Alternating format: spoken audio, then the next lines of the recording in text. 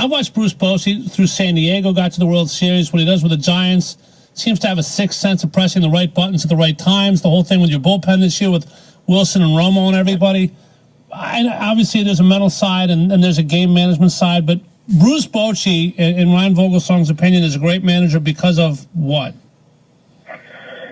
For me, a great manager is someone that can handle 25 personalities, 25 different personalities of that, and very drastic different personalities most of the time. And for me, Bochy's he's a player's manager. He doesn't forget what it was like when he was playing. He knows how he wanted to be treated, and I really think he tries to manage that way. He puts his players first. Bochy's never worried about the accolades that he's getting or not getting. It's about winning the game that day. He tries to put his players in the best position to succeed. And, I mean, for me personally, the biggest thing he does for me is the confidence that I've seen him instill in me, which is something that I've never had in my career anywhere until I came to the Giants. And, a lot of that goes with pitching well or playing well, but he reads more into that.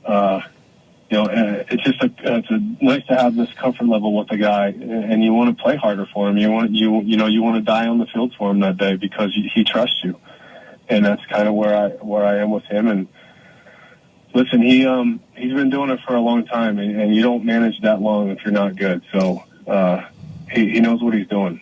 It's an interesting thought, Ryan, because all four managers in the championship series this year were catchers. To me, they have an understanding of obviously the hitting side of the game, but also the pitchers because they handle them. And you had one that if there was one MVP in baseball, with all due respect to Cabrera and the Triple Crown, Buster Posey, never mind the fact that he was coming back off the knee, was phenomenal for a team that didn't have a lot of pop. He gave you pop. He gives you great defense. He gives you great leadership. What's it like, A, throwing to him, and then B, when you're in the dugout seeing him do his thing offensively? He's a tremendous player. The best thing I can tell you about Buster Posey, and every time somebody asks me this, it's my answer, and it's not going to change. We all know how physically and mentally demanding the catching position is. Not only do you have to worry about catching 12 different people and what they have, and what's he have that certain day, what are we going to use to get guys out with. He has to worry about scouting reports, and then he has to worry about himself offensively, especially Buster on our team. He is the offense, the middle of that offense. And if we don't have him, it's going to be a long day for us. But the best thing I can say about him is, all that said, you never see Buster giving away in a bat. And it doesn't matter if it's 10-0, we're losing in the bottom of the ninth with 2 outs, and we know the game's pretty much over. Buster's still going to go up there and battle his butt off for you at the plate. And that's not easy to do sometimes when you're getting beat down like you are as a catcher. And, I think that's one of the best things you can say about him. And it's true. I see it every day. Then you have, Kung Fu Panda, who came up huge in Game 1 of the World Series. And you move on to the pitching staff. To me, one of the great things about a team, Ryan, that helps you win is when guys subjugate their egos. Obviously, you have Matt Cain, yourself, Barry Zito. Tim Lincecum's a 2-time Cy Young Award winner who had a rough year, subjugated his ego to go in the bullpen, I believe didn't allow a run the entire postseason, and gave Bruce Bochy options, obviously, to use multiple innings, and to me was a huge reason why you won. What did it take for him to do that, and how much did that impress you that a superstar was willing to play that role? Well, it was impressive what he did. I've bounced back and forth between rotation and bullpen at times, and I know it's not easy to do. And especially with Timmy, he's never really thrown out of the bullpen. So to be able to pitch the way he did with not a whole lot of experience doing it was phenomenal. But it didn't surprise me at all. Listen, Timmy's a great teammate. We already know how good of a pitcher he is, 2 Cy Youngs. But he's a great teammate, and when it came down to it, all of us in that locker room were about what it was going to be for the team to win. And that includes Tim. And, we just personally took it upon ourselves to make sure we told him, as much as we could that, hey, starting rotation or bullpen, we're not going to win this thing without you. You're one of the best pitchers on the planet. And just because you had a bad year, that doesn't change. And we're not going to put the rings on next year unless we have you. And, he stepped up huge for us. And I've said this all postseason. When the brightest lights turned on, Tim Lincecum showed up and showed everybody what he was about. As did you. And, of course, Ryan, you grew up here, born in Charlotte, but grew up in Chester County area, went to Kutztown. You live here in the off-season. Can you tell us a little bit about growing up in Philly, being a Philly sports fan, and maybe your contract's up next year? Would you ever consider coming back to the Phils? Yeah, I grew up in here. I live in the area. I grew up here. I went to high school at Octavera, college at Kutztown. I enjoyed here, I live in the city in San Francisco during the summer, so it's nice to get out here in Chester County in the country a little bit in the off season and enjoy the snow that we're getting right now. But a huge Phillies fan growing up. Cal Ripken Jr. was my guy, but I was a Phillies fan.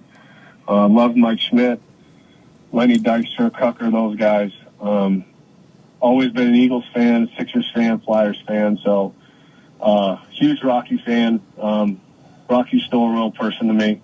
And but no, I don't know. No, hey, why? I try to take it one year at a time. I'm a Giant right now, and I got a couple years left there. But I mean, a couple years down the road, you never know. I'm still kind of heartbroken. They released me 2 years ago. Yeah. But it's a business, and I understand that. I've talked to Ruben about that since, and Charlie since, and things happen, but it's not out of the question. I'm not gonna say it's out of the question. All right, Ryan, we got about 90 seconds. I wanted to ask you about the thrill of the World Series, but I got to ask you about this too. Honestly, 100%. I mean, act or not, Brian Wilson obviously is terrific. Looked like he was an encouraging guy in the dugout. Got the black beard. I've heard him on talk shows. He's a very bright guy, a little bit out in left field, to say the least. What's he like? What's the real Brian Wilson like? Not the guy we see, but behind closed doors. Is it crazy, normal, hard to figure? What's he like? He's great, man. He's a great guy, great teammate. What you see is what you get. I mean, he was encouraging us the whole time in the postseason there, even though he couldn't be on the field. And he was a good mental, coach sometimes for guys that needed it, especially, with Romo being the first time he was closing it and being put in that situation in the postseason. He was really there for him.